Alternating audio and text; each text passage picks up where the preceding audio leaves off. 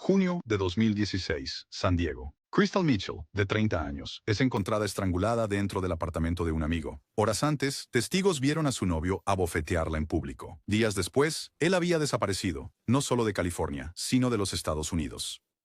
Lo que siguió fue una cacería que se extendió por 6 años y 3 países. Crystal Mitchell tenía solo 30 años cuando su vida fue truncada, pero ya había vivido suficientes experiencias para apreciar los nuevos comienzos. Madre de 2 hijos, se había mudado a Arizona después de una dolorosa ruptura, con la esperanza de reiniciar su vida.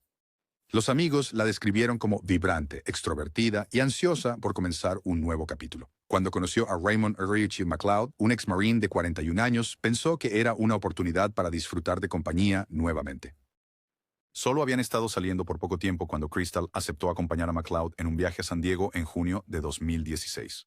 Para ella, se suponía que sería una escapada rápida. Se estaban quedando con amigos, disfrutando del verano en California, mezclando el aire de la playa con la vida nocturna. Pero bajo la superficie, la tensión ya estaba creciendo. La noche del 9 de junio, la pareja salió a un bar local. Los testigos recordaron más tarde que sus interacciones estaban lejos de ser afectuosas. McLeod, musculoso e imponente, parecía irritable.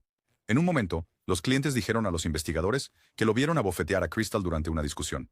El momento fue breve, rápidamente desestimado como una disputa de pareja, pero fue un escalofriante presagio de lo que seguiría. A la mañana siguiente, 10 de junio, todo se desmoronó. Cuando los amigos con los que se estaban quedando regresaron al apartamento, hicieron un descubrimiento que los atormentaría para siempre. Crystal estaba tendida sin responder en un dormitorio. No respiraba. Llamaron a los paramédicos, pero ya era demasiado tarde. La mujer que había estado llena de vida solo unas horas antes, ahora se había ido. La autopsia reveló lo que los detectives ya sospechaban desde la escena.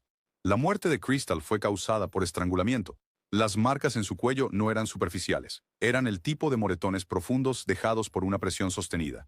Sus ojos mostraban petequias, pequeños vasos rotos consistentes con asfixia. La evidencia era abrumadora. Esto no fue un colapso repentino, ni una causa natural, fue violencia. Para los investigadores, la siguiente pregunta era obvia. ¿Dónde estaba Raymond McLeod? El hombre que había estado con ella la noche anterior, el novio que los testigos habían visto discutiendo con ella, estaba desaparecido. Sus pertenencias habían desaparecido. Su coche había desaparecido. No había dejado ninguna nota, ninguna explicación, ningún intento de llamar a los servicios de emergencia. Ese silencio les dijo todo a los detectives. Creían que no solo estaban viendo a un sospechoso, sino a un asesino que había elegido huir en lugar de enfrentar preguntas. La desaparición inmediata de McLeod convirtió la muerte de Crystal de un homicidio doméstico en algo más grande, el comienzo de una de las cacerías de fugitivos más intensas en la historia de los Marshalls de Estados Unidos. Para la familia de Crystal, la devastación era indescriptible. Sus hijos habían perdido a su madre. Sus amigos luchaban por entender cómo una mujer que había ido a lo que parecía un viaje normal podía terminar muerta en menos de 48 horas. Y para su madre, Josephine Wenzel, ella misma una detective retirada, la pérdida se agudizaba por el conocimiento de que entendía escenas del crimen, motivos y cacerías humanas, y ahora su propia hija estaba en el centro de una. El primer capítulo de esta historia terminó con la muerte de Crystal, pero abrió la puerta a una búsqueda implacable de respuestas, de justicia y de un hombre que creía que podía desaparecer en las sombras del mundo. En el momento en que Raymond R.J. McLeod dejó ese apartamento en San Diego, la historia tomó una forma completamente nueva. Lo que comenzó como una investigación de homicidio local, de repente se extendió más allá de las fronteras.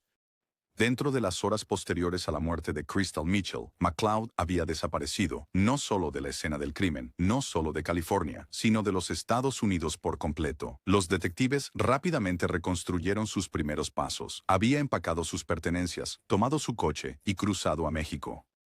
Fue un movimiento calculado. McLeod había sido un marine de los Estados Unidos, entrenado en disciplina, supervivencia y tácticas.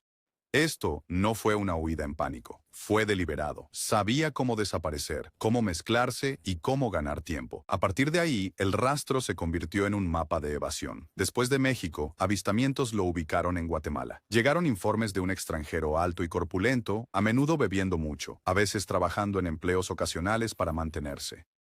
Los lugareños lo recordaban por su tamaño. El físico de un culturista no era fácil de ocultar en pueblos pequeños. Sin embargo, cada vez que las autoridades se acercaban, él ya se había ido. Luego vino Belice, donde los rumores de su presencia llegaron a los alguaciles de Estados Unidos. Consejos lo describían viviendo bajo diferentes nombres, moviéndose entre hostales, siempre manteniendo un perfil bajo. Algunos testigos lo recordaban como encantador cuando estaba sobrio, pero volátil después de noches de bebida. En bares beliceños contaba historias sobre ser un maestro estadounidense o un turista de paso. Pocos lo cuestionaron. Para los Marshalls, la persecución se volvió personal. McCloud fue añadido a su lista de los 15 fugitivos más buscados, una designación reservada para los sospechosos más peligrosos y elusivos. Los carteles eran impactantes.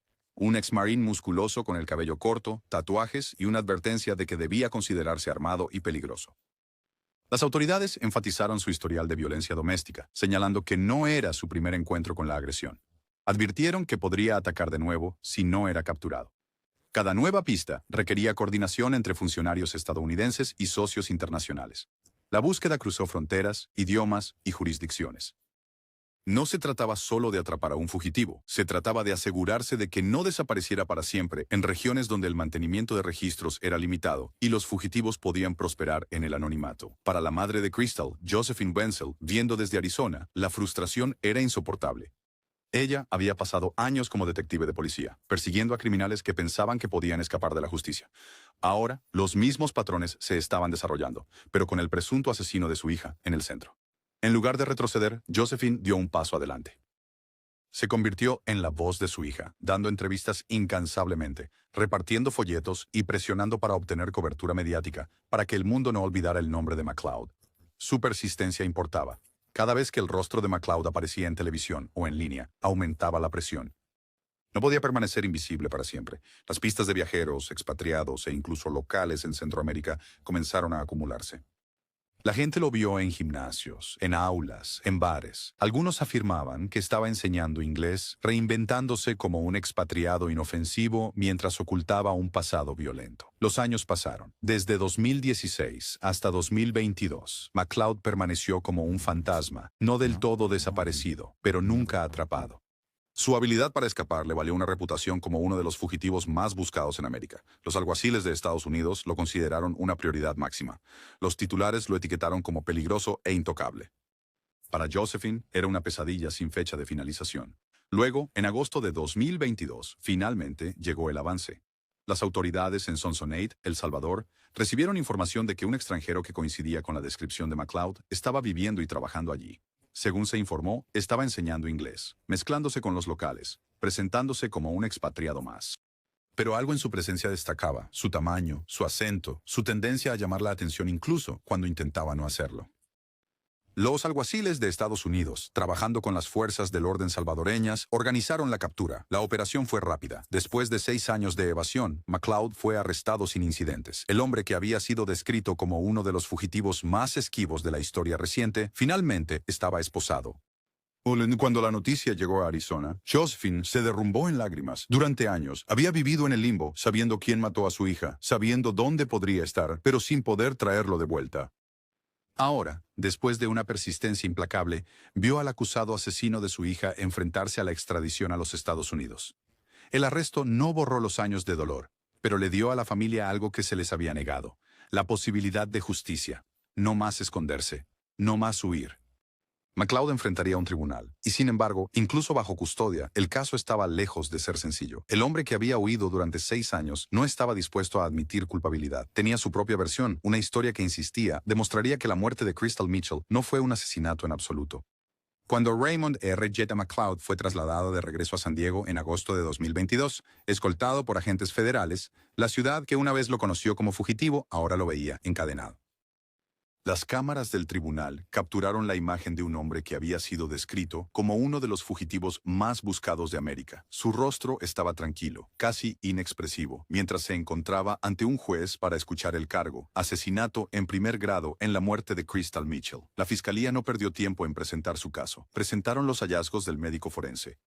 Crystal había sido estrangulada, la presión aplicada el tiempo suficiente para detener su respiración y dejar evidencia física inconfundible. Recordaron al tribunal que había sido encontrada sin vida en un apartamento de San Diego, después de una discusión, y que el único hombre que había estado con ella, McCloud, había huido del país en cuestión de días. Para los fiscales era simple: asesinato. Pero los abogados de McCloud tenían una historia diferente, una que cambió inmediatamente el tono del proceso. No negaron que Crystal había muerto mientras estaba con McCloud. No negaron que él había estado en el apartamento cuando ella perdió el conocimiento. En cambio, ofrecieron una explicación que sorprendió a muchos en la sala. Su muerte, argumentaron, fue el trágico resultado de sexo consensuado brusco. Según la defensa, la relación de MacLeod y Crystal incluía asfixia erótica, bofetadas e intimidad físicamente agresiva. Afirmaron que esto no era un secreto, ni algo hecho con ira. Era parte de sus prácticas sexuales compartidas. Según su versión, lo que ocurrió en ese dormitorio no fue un homicidio, sino un acto consensuado que terminó en catástrofe. Para apoyar esta narrativa, la defensa presentó pruebas tomadas directamente del teléfono de Crystal. En el tribunal, presentaron mensajes de texto explícitos y fotos intercambiadas entre ella y MacLeod en los días previos a su muerte. No eran conversaciones vagas o ambiguas, contenían referencias detalladas a asfixia, bofetadas y encuentros agresivos. La defensa leyó en voz alta extractos donde la propia Crystal parecía referirse al dolor y al control como parte de su intimidad. Uno de los abogados insistió en este punto, diciéndole al juez, esto no es especulación. Esta es su comunicación documentada. Este era su estilo de vida. Las lesiones son consistentes con actos consensuados en los que ambos participaban regularmente. Pero la defensa no se detuvo en la evidencia digital. Trajeron a testigos expertos de alto perfil para reforzar su afirmación. Entre ellos estaba el Dr. Drew Pinsky, conocido a nivel nacional por su trabajo sobre adicciones y relaciones, y el Dr. Michael Baden, un patólogo forense de renombre mundial que había testificado en algunos de los casos más infames de los últimos 50 años. El Dr. Pinsky testificó sobre la psicología del sexo rudo, señalando que muchas parejas experimentan con la asfixia y las dinámicas de poder. Explicó que, aunque la práctica está muy extendida, también es peligrosa porque la línea entre la excitación y una lesión fatal es muy delgada. Su testimonio sugirió que lo que le ocurrió a Crystal podría haber sido un accidente. Luego vino el Dr. Baden, con décadas de experiencia en autopsias. Le dijo al tribunal que las lesiones de Crystal podrían ser consistentes con asfixia accidental. Explicó cómo ciertos moretones en el cuello y hemorragias oculares, aunque típicos en estrangulamiento, también podrían aparecer en casos de asfixia erótica. Su presencia en el estrado dio peso a la defensa. Si un hombre de su reputación podía reconocer la posibilidad de un accidente, los jurados podrían dudar en ver esto como un asesinato claro. La defensa utilizó este testimonio para argumentar que MacLeod había sido malinterpretado desde el principio. Lo presentaron no como un asesino violento, sino como un hombre devastado por un encuentro privado que se salió de control fatalmente. Dijeron al tribunal que su decisión de huir no era prueba de culpabilidad, sino prueba de miedo. Entró en pánico, dijeron, sabiendo que su pasado como marine y su gran tamaño intimidante jugarían en su contra. Creía que nadie creería su historia. La fiscalía respondió ferozmente. Destacaron que Crystal tenía moretones consistentes con una presión sostenida y deliberada. Estas no eran marcas de un momento de pérdida de control. Eran signos de fuerza prolongada. Recordaron al tribunal que la habían visto en público con MacLeod horas antes de su muerte y que los testigos lo describieron como agresivo. Enfatizaron que en casos de intimidad consensuada que sale mal, la pareja casi siempre llama por ayuda de inmediato. MacLeod no lo había hecho. En cambio, había desaparecido, evadiendo a las autoridades durante 6 años. Para los fiscales, eso no era miedo, eso era conciencia de culpa. Un fiscal le dijo al tribunal, cuando un ser querido se desploma, llamas al 911, no reservas un vuelo fuera del país. Eso no es pánico, eso es encubrimiento. La defensa insistió en que el caso no era tan simple. Señalaron nuevamente los miles de mensajes que los fiscales originalmente no habían revelado. Acusaron al Estado de intentar ocultar el contexto que habría cambiado cómo se veía la evidencia. Sin esos mensajes, la imagen parecía un asesinato. Con ellos, argumentaron, parecía una pareja cuya intimidad involucraba riesgo. Dentro de la sala del tribunal, la tensión era palpable. Los jurados escucharon mientras se leían en voz alta los mensajes, intercambios explícitos entre Crystal y MacLeod que desdibujaban la línea entre el afecto y la violencia.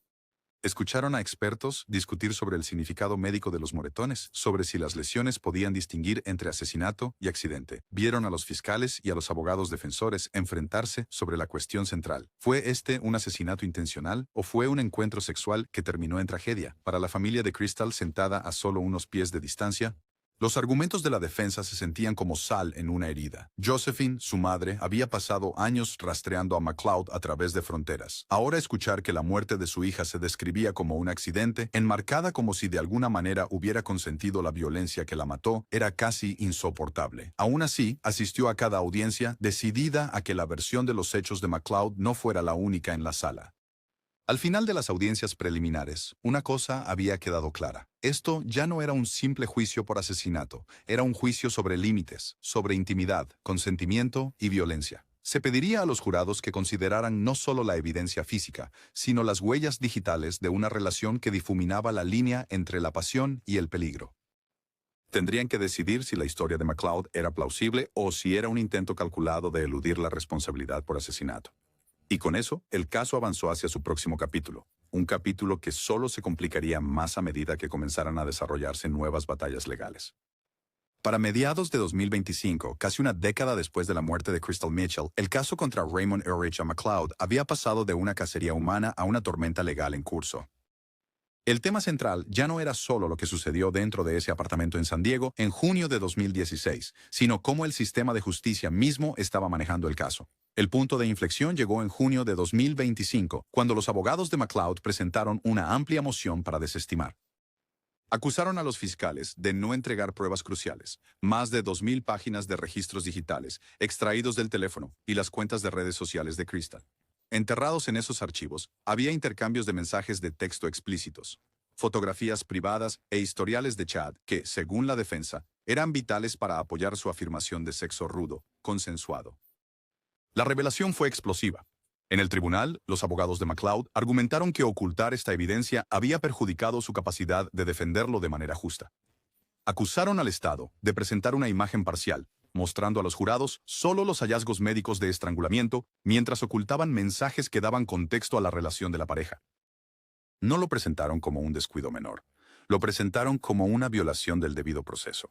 La oficina del fiscal del distrito admitió el error. Los fiscales reconocieron que la evidencia no se había entregado cuando debería haber sido, pero insistieron en que el error fue involuntario, no malicioso. Le dijeron al tribunal que los archivos se habían pasado por alto durante el descubrimiento, un fallo en el procedimiento en lugar de un intento deliberado de suprimir información. Aún así, estuvieron de acuerdo en que el problema era lo suficientemente grave como para que los cargos fueran desestimados y presentados de nuevo. El juez, visiblemente frustrado, falló a favor de la moción. El caso original fue desestimado, solo para ser reinstaurado inmediatamente después. MacLeod no fue liberado. Permaneció tras las rejas sin fianza, aún enfrentando un cargo de asesinato en primer grado. Se programó una nueva audiencia preliminar para el 6 de octubre de 2025, reiniciando esencialmente el proceso y obligando a ambas partes a prepararse una vez más. Afuera del tribunal, la decisión provocó indignación. Para la familia de Crystal, se sintió como otro retraso en un caso que ya había consumido 9 años de sus vidas. Su madre, Josephine Wenzel, se paró ante los reporteros, su voz firme, pero su frustración evidente. Recordó al público que había pasado años persiguiendo a MacLeod a través de fronteras, cazándolo cuando nadie más podía. Ver ahora que los errores procesales descarrilaban el progreso era casi demasiado para soportar. Josephine no se anduvo con rodeos. Le dijo a las cámaras, mi hija no tiene una segunda oportunidad, no tiene otra oportunidad. Cada retraso es otra herida. Hemos esperado lo suficiente por justicia. El público también comenzó a cuestionar el sistema. ¿Cómo pudo uno de los fugitivos más notorios de América escaparse por fallos en el procedimiento después de finalmente ser capturado? ¿Por qué no se había catalogado adecuadamente la evidencia digital? Los críticos señalaron que esta no era la primera vez que errores de la Fiscalía habían puesto en peligro casos, especialmente en juicios de alto riesgo. La frase 2,000 páginas perdidas se convirtió en un símbolo de fracaso burocrático. Para los fiscales, el revés fue humillante, pero permanecieron comprometidos a seguir con el caso. Aseguraron al público que todas las pruebas se revelarían adecuadamente en el futuro. Reafirmaron su posición de que Crystal Mitchell había sido asesinada, que la historia de MacLeod era una tapadera y que la justicia prevalecería una vez que los jurados vieran el panorama completo. Mientras tanto, la defensa celebró la desestimación como prueba de que su cliente había sido tratado injustamente desde el principio. Argumentaron que si se podía pasar por alto una cantidad tan masiva de evidencia, entonces, ¿qué más podría haberse manejado mal? Su narrativa cambió. MacLeod no era solo un hombre acusado de matar a su novia. En su relato, él era un hombre luchando contra un sistema ansioso por condenarlo a cualquier costo. Este enfrentamiento preparó el escenario para un juicio que promete ser sobre mucho más que una sola noche en 2016. Obligará a los jurados y a la sociedad a enfrentar preguntas sobre el consentimiento, la intimidad y la responsabilidad. ¿Dónde trazamos la línea entre las prácticas sexuales privadas y la violencia letal? ¿Cómo sopesamos los mensajes de texto frente a las lesiones físicas? ¿Y cómo interpretamos el silencio cuando una pareja ya no puede hablar por sí misma? Para Josephine, la respuesta es simple. Su hija nunca pudo salir de esa habitación. Ninguna cantidad de mensajes, ningún testimonio de expertos, ninguna afirmación de accidente cambiará eso. Ella asiste a cada audiencia, se sienta en la primera fila y fija la mirada en MacLeod, decidida a recordarle a él y al tribunal que Crystal no es solo una prueba. Es una hija, una madre, una mujer que merecía más que convertirse en un caso legal. La próxima audiencia en octubre de 2025 será otra prueba de resistencia para todos los involucrados. La Fiscalía debe reconstruir su caso mientras asegura que no ocurran más errores. La defensa insistirá más en la narrativa de sexo consensuado que salió mal. Los medios invadirán el juzgado, ávidos de cada nuevo detalle en un caso que ya ha durado casi una década. Y detrás de todo, el recuerdo de Crystal Mitchell perdurará. No dicho, pero innegable. Si MacLeod es condenado por asesinato en primer grado, enfrenta 25 años a cadena perpetua en prisión. Si la defensa convence a los jurados de que la muerte fue accidental, el resultado podría ser un cargo reducido o incluso una absolución. De cualquier manera, el veredicto resonará mucho más allá de la tragedia de una familia, porque este caso no se trata solo de Raymond MacLeod o Crystal Mitchell, se trata de cómo los tribunales manejan las pruebas, cómo entendemos el consentimiento y hasta dónde puede estirarse el sistema de justicia antes de romperse. Se trata de la inquietante realidad de que, incluso en la muerte, la historia de una víctima puede ser reescrita por otros. Y mientras la sala de audiencias se prepara para su próximo capítulo, una verdad atraviesa los argumentos legales, las mociones y las demoras. Crystal Mitchell debería seguir viva. Cada giro, cada documento presentado, cada audiencia aplazada es un recordatorio de la vida que fue arrebatada y del largo e incierto camino hacia la justicia.